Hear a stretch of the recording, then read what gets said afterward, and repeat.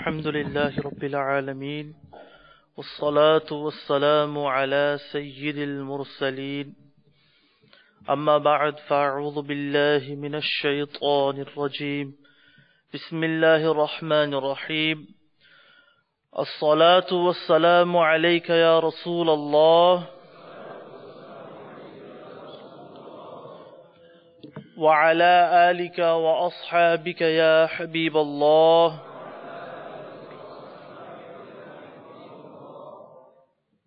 الصلاة والسلام عليك يا نبي الله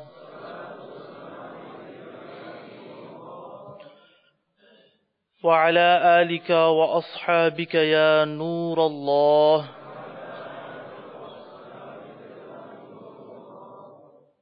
The beloved Messenger of Allah sallallahu alaihi wasallam has said that he who sends blessings upon me once, Allah Almighty blesses him 10 times.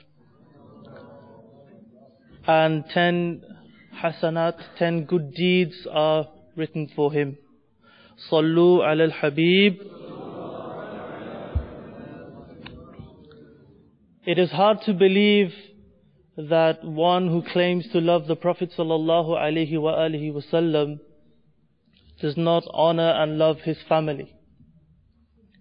In fact, those who truly love the Prophet sallallahu alaihi wasallam naturally love everyone and everything linked to the Prophet sallallahu alaihi wasallam. When people speak of the beloved Messenger sallallahu alaihi wasallam, their faces start gleaming. There are signs of happiness on the faces of the true believers. It is a condition of their faith which is expressed by their facial expressions when you talk about the Prophet sallallahu alaihi wasallam. Let us remember, and you can take this as a humble request from me, that there are certain things that we must do in this day and age, certain precautions that we must take to save many of our brothers and sisters out there from sin. Many of our brothers and sisters in Islam become sinful due to the criticism they express, especially in terms of how often and how and when we talk about or remember the prophetic family. May Allah be pleased with them. One way to counter this is to express our love for the Ahlul Bayt, for the family members of the Prophet sallallahu alaihi wasallam, not only in Muharram. It shouldn't be the case anyway.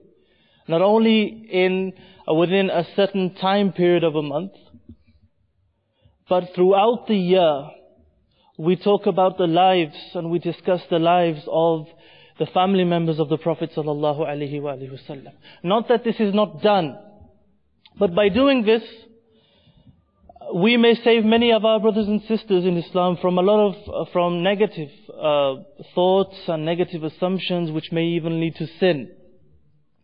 Can we honestly put a hand on heart?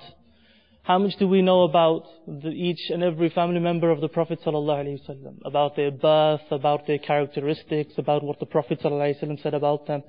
In all honesty, and it can be understood, the same can be said about the Khulafa Rashidin. The same can be said about the famous companions of the Prophet ﷺ. When the knowledge of the people about Islam is confined to a film, or confined to what they hear from friends and family, no one is committed. There are not many who are passionate about knowing about these figures in Islam and their contributions to the religion. So today I would like to express some points which remind us of the great rank of the family of the Prophet sallallahu alaihi wasallam. There is no doubt we love them and we remember them all the time. For even in our prayers are not, the completion and perfection of our prayers is affected by the fact if we do not send salawat upon them, if we do not send salutations upon them. There is no way that we do not remember them. It's just a case of how we can take wise steps so that people out there who claim to love the Ahlul Bayt, but there is no element in their behavior which expresses this apart from some ignorant acts.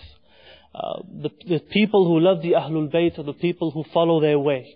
The people who follow the way of the grandfather of Hussein and Hassan, Hassan and Hussein radiyallahu ta'ala anhuma, sallallahu alayhi wa alihi wa sallam.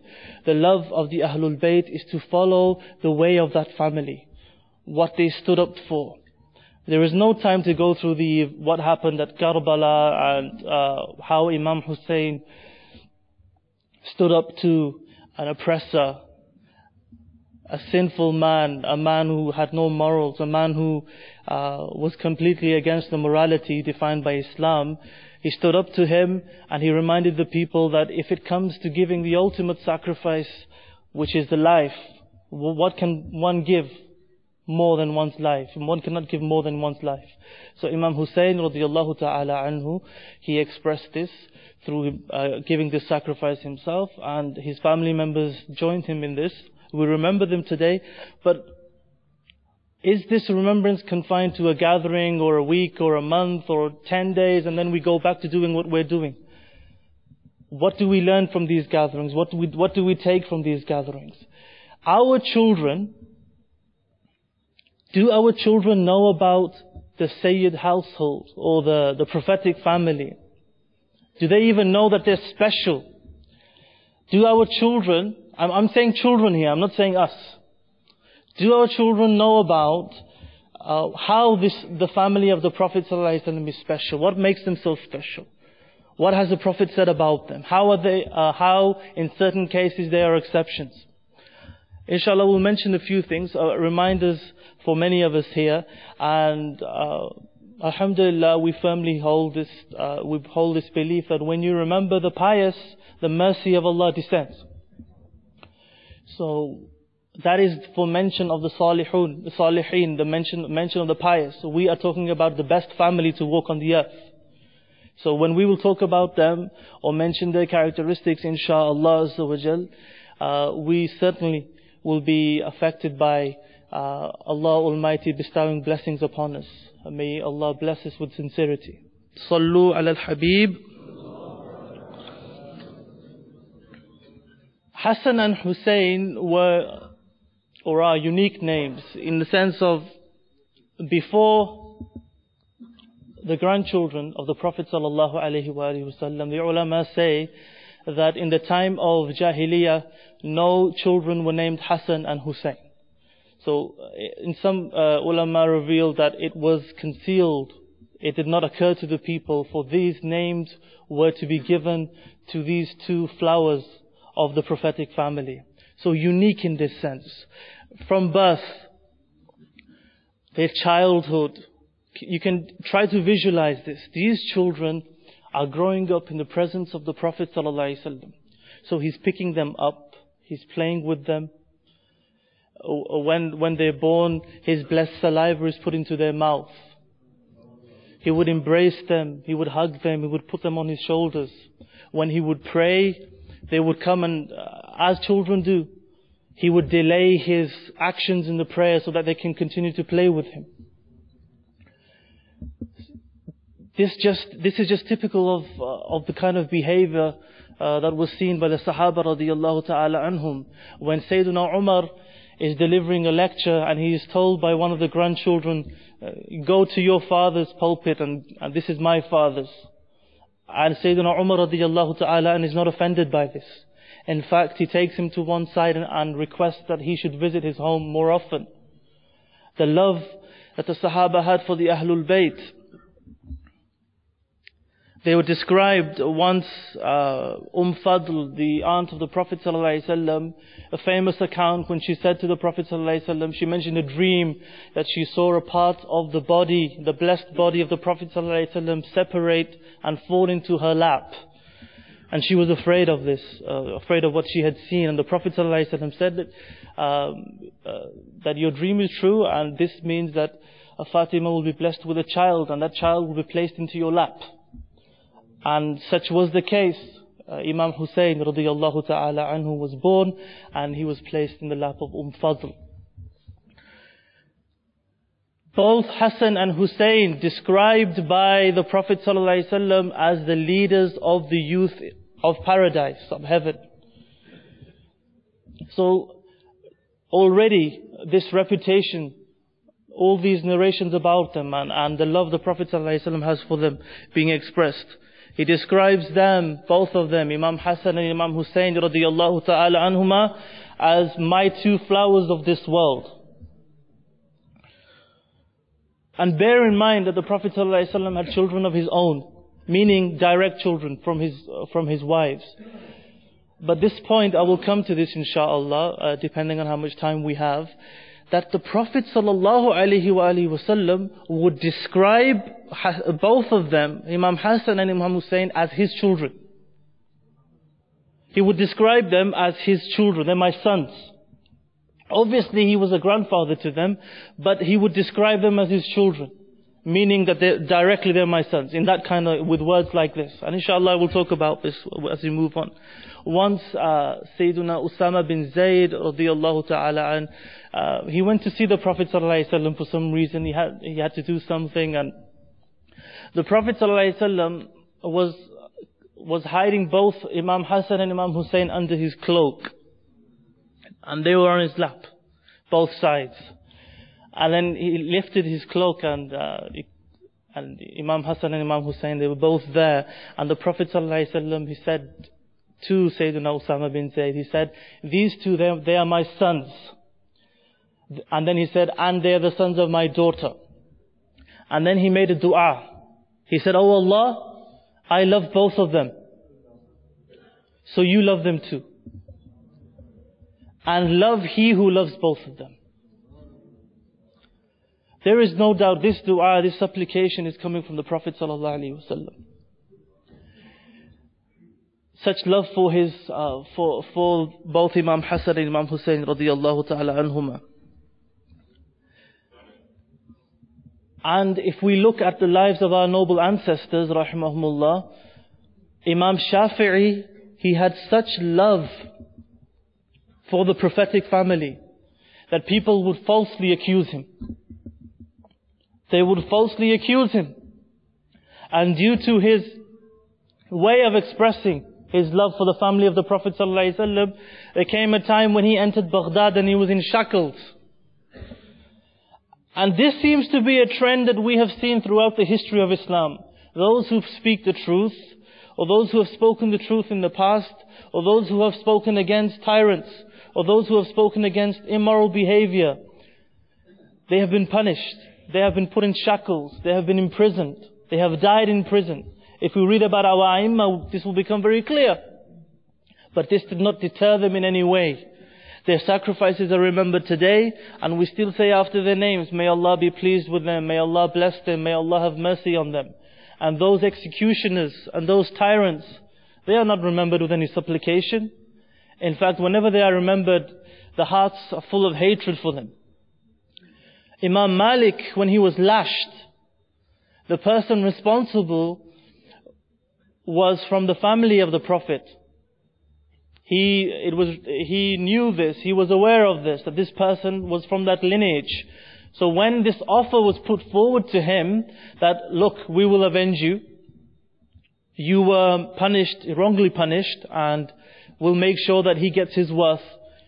Imam Malik said, no way, how can I allow this? How can I show myself?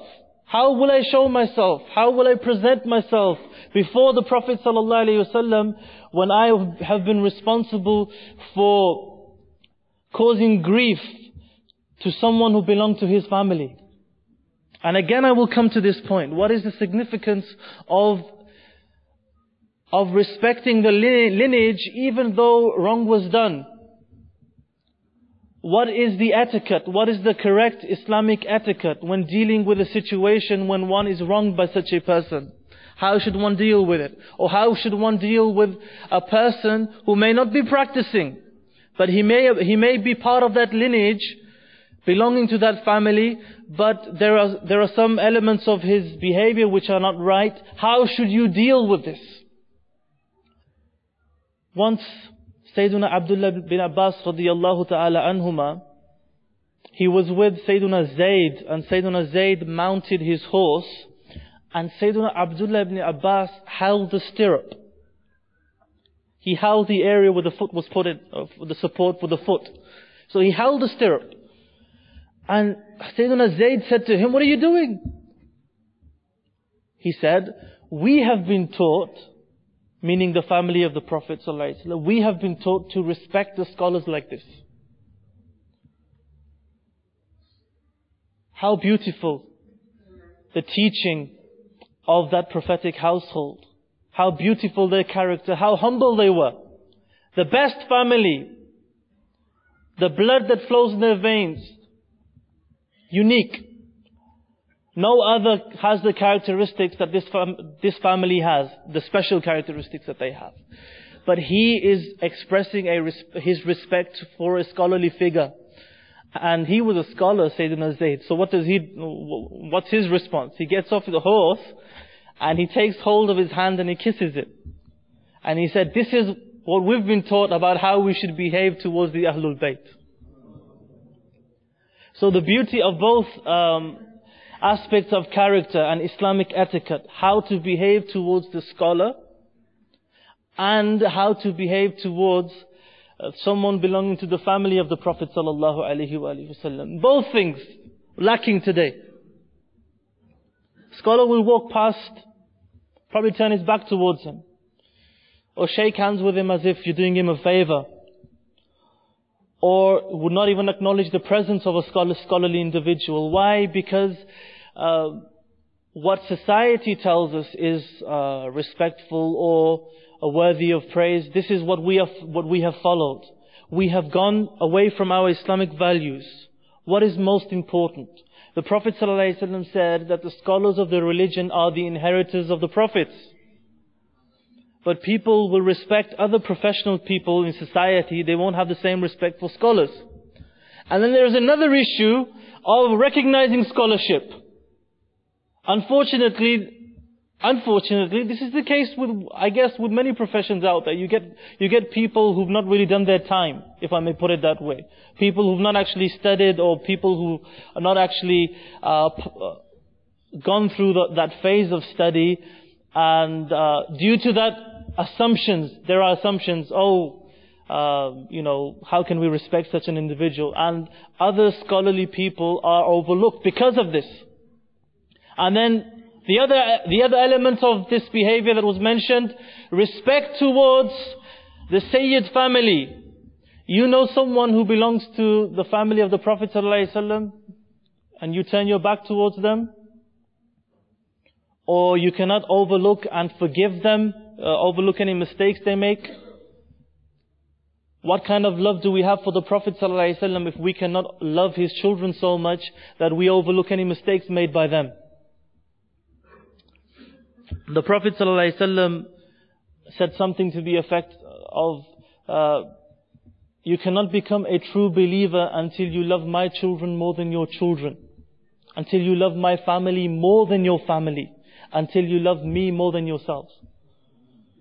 So if we are true believers and true to our word of love, and we have that reverence in our hearts for the Prophet ﷺ, what evidence can we provide for this? Is this love expressed by the way we dress? Or why do I start with this? Because naturally when you look at someone, you look for signs. You look for the obvious signs. You look for the apparent signs. Oh, this person, he has an affiliation with a certain group of people, or he claims to have an affiliation with Islam or the people who love the Prophet ﷺ. Let's see some signs. So naturally, the eye looks. You cast a glance. Can you see anything? Then when you meet the individual, you will probably look for signs in his speech. What does he talk about? How does he talk? Does he talk about futile things? Does he swear a lot in his language? Or is he very mellow? Is he very polite? Does he avoid backbiting? Does he avoid talking about other people in a negative way? Does he avoid expressing any kind of arrogance?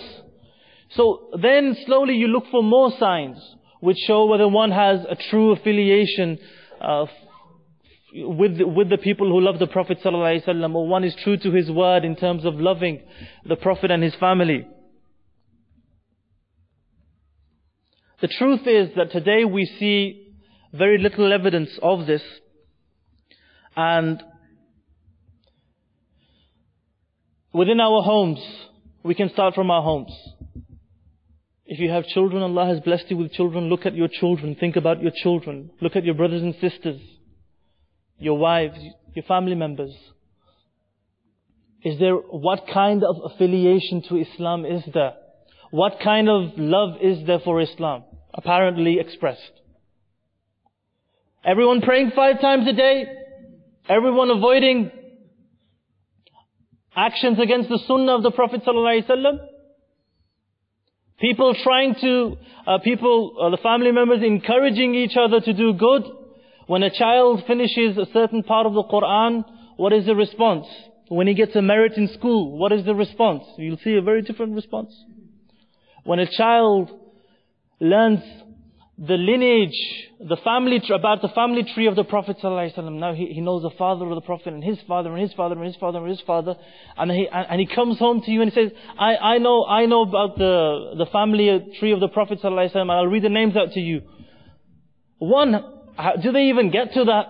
2, if they ever do something like that, how do you encourage them, or do you encourage them?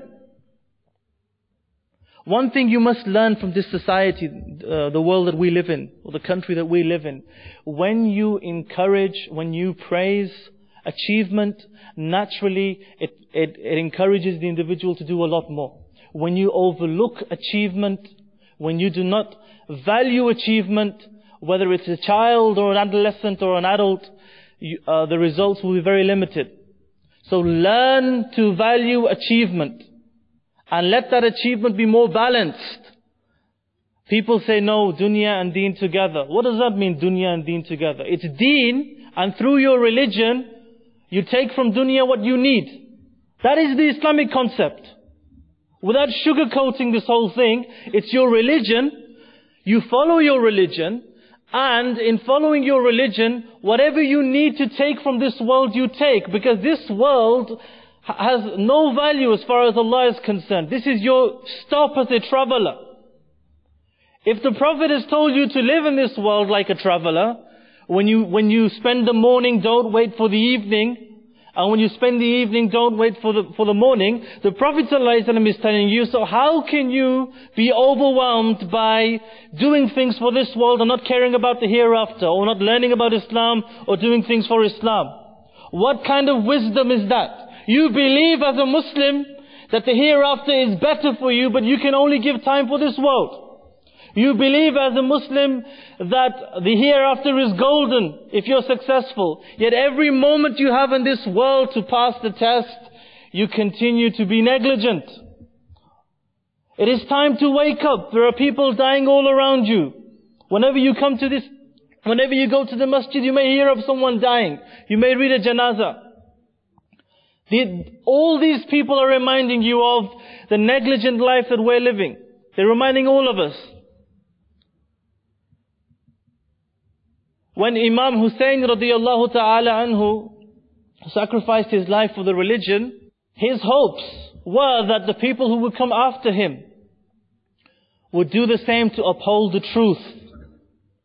Today, and I say this with regret, and I do not mean to offend anyone.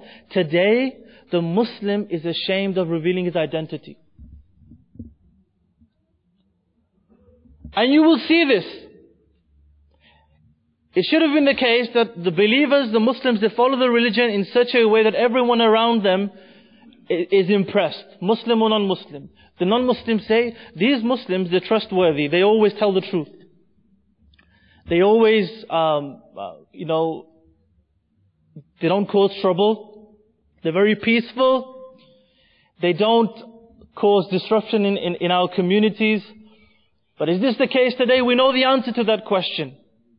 And then on top of that, you have a Some Muslims, when the question is put forward to them about Islam or anything, they'll try to avoid the topic, not talk about it. And sometimes it's not because they don't know much, it's because they feel ashamed. And the Prophet ﷺ said, Allah looks at your hearts and your deeds, not your faces and your wealth. So we may come into the masjid acting all holy and acting all pious, but when it comes to the moment of truth, when we're out there, or when we're in the town center, or when we're in some shopping center, or when we're in an area where there's no one to look at us to say, oh, is Zayd wearing his hat on his head today? Or is Zayd wearing an imamah today? Let me have a look. Okay, or is Zayd dressing according to the sunnah today? Or is Zayd preaching today? There's no one there to look at you. Allah is watching you. What are you doing? Are you still the same Zayd? Do you still have that same passion to practice? Do you still not care about what people think of you when you dress according to the Sunnah? Very briefly, going through some characteristics of the prophetic family. What makes them so special? Well, one thing which I've mentioned already, that the family of the Prophet ﷺ is described as the best family. And in many narrations, the Prophet ﷺ himself said that he was chosen from the children of Adam, or he was chosen from the Kinana, and from the Kinana, the Quraysh, and from the Quraysh, the Banu Hashim, from the Banu Hashim, I was chosen. And the famous narration about Sayyidina Jibreel alayhi salam, saying that I looked in the east and I looked to the west, but I did not find a family better and more honorable than the family of the Prophet ﷺ. Or I did not find a family more honorable than the Banu Hashim. The same is said about the Prophet ﷺ.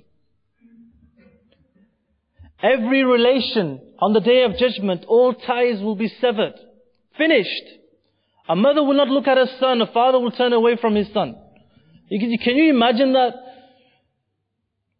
The closest brother that you have, or the closest friend that you have in this world, on the Day of Judgment, that tie will finish. You'll be worried about yourself. That will be the intensity of the Day of Judgment. So the friend that you would give your life for, or the father or mother that you would sacrifice yourself for, you know the expression of the Arabs when they would talk to the Prophet ﷺ, they would say, may our parents, may our father and mother be your sacrifice. That is like the utmost expression of respect, of how much someone means to you.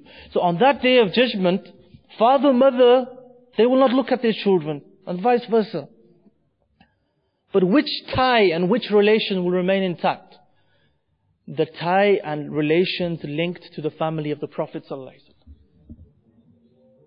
The only family. And for this reason, Sayyidina Umar radiyallahu ta'ala anhu, even in his considering his age, he asked for the hand of Kulthum from Sayyidina Ali radiyallahu ta'ala anhu. And his request was accepted. It was for this reason. And he actually stood up and he addressed the audience and mentioned this. So this is one of the special characteristics. Another one, that the adab and respect, the correct Islamic etiquette for behaving, how to behave with the Sayyid family, is that even those of them who do not practice, you respect them as well. And this is the way of the ulama. One shaykh, it is written about him, he says about himself that I was really affected by some of the family members of the Prophet who would not follow the Sunnah. They would act against the Sunnah, and this hurt me a lot. I was hurt by this, and because of this, some element of hatred developed in my heart. And when I went to Medina and I was in front of the Rawdah, the Prophet ﷺ, in front of his blessed shrine, and I dozed off. I saw the Prophet ﷺ in my dream, and the Prophet ﷺ said to me, do you hate my children? And the Shaykh said, Ya Rasulullah ﷺ, I don't hate them. It's just that they oppose your way, they don't follow your way, and I hate the act of not following the Sunnah. And Rasulullah ﷺ said to him, Is it not true that when a child is disobedient, he still belongs to the same family? That does not take him out of the family or lineage. It was a wake-up call for the Shaykh. And when he woke up, he realized that he had done wrong, and that he should try to change the situation without having any malice or hatred in his heart. So what is the correct way when you see someone like that, who is not maybe behaving in an appropriate way? You correct them, but in a way, as the scholars say, as if you are washing dirt from their feet. Look at the expression, the respect. This is how you respect them. So even those who are not practicing, you don't consider yourselves better than them in any way. You respect them and correct them with this respect in your heart. The first to enter paradise on the Day of Judgment will be the prophetic family. The Prophet ﷺ with Sayyidina Ali, with Imam Hassan, Imam Hussein, Sayyidah Fatima, they will be the first to enter paradise, as is mentioned in traditions. It is also said by the ulama that the Prophet ﷺ will return the favor of any individual who does a favor for a family member of his. So you are good with a Sayyid. If your favor is not returned, the Prophet ﷺ will return this favor on the Day of Judgment, when you will need it the most. It is also said, and it is known and famous, that zakat and sadaqat wajiba cannot be given to the prophetic family, to the Sayyid family. Why? Because when you give zakat, it is actually an act of purifying your wealth by removing the impurity from your wealth. So it is not fitting for a Sayyid and from the noble family and the pure family of the Prophet ﷺ to receive such a donation. That is another special quality. These were just some things that I have mentioned, some things which I mentioned about the family of the Prophet ﷺ.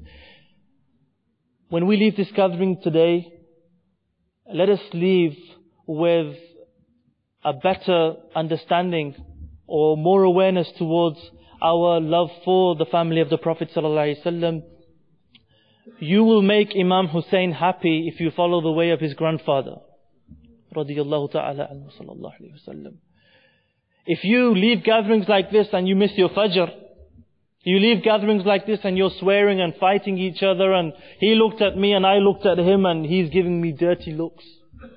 You know, you hear stuff like this from the youth today. He was staring at me. It's like you have to have a blindfold on to avoid a fight these days. That's how bad it is. This racing, these emotions. Save it for the deen. So you need to focus your energy in the right way. Focus your energy against your ego, which is driving you crazy at times, which is putting you on a path leading to the fire of hell. My dear Islamic brothers and respected elders, let us all make this change. Let us all be better believers. Let this be the beginning of a new phase of our lives. Let us take this passion and pass it on to our families and our communities, so that we may become model Muslims. We may become Muslims who people emulate. Be proud of who you are. Do not be a believer who conceals himself because he's ashamed of his identity. Be proud of who you are. Follow the prophetic way. Allah Almighty will open doors for you. We do not want the respect of people who have no morals. We want Allah to be pleased with us. This should be our concern. Not that some immoral, arrogant individual sings our praises and says you're a good man or you're one of us. No. We want Allah to be pleased with us. We want to be following the Prophet ﷺ, because Allah has said His example is the best. Full stop. There is nothing complicated about this. You have a code of conduct. Follow it. After you follow it sincerely. Then you can come to us and say, oh, we didn't find it feasible. If you don't even follow that code of conduct, how can you even say that it's not feasible for you? So may Allah Almighty enable us to follow the sunnah of the Prophet sallallahu alaihi wasallam and honor and respect the Ahlul Bayt through our actions, not only in Muharram or a few days of the year, but throughout the year. Ameen bijahi Nabil Ameen.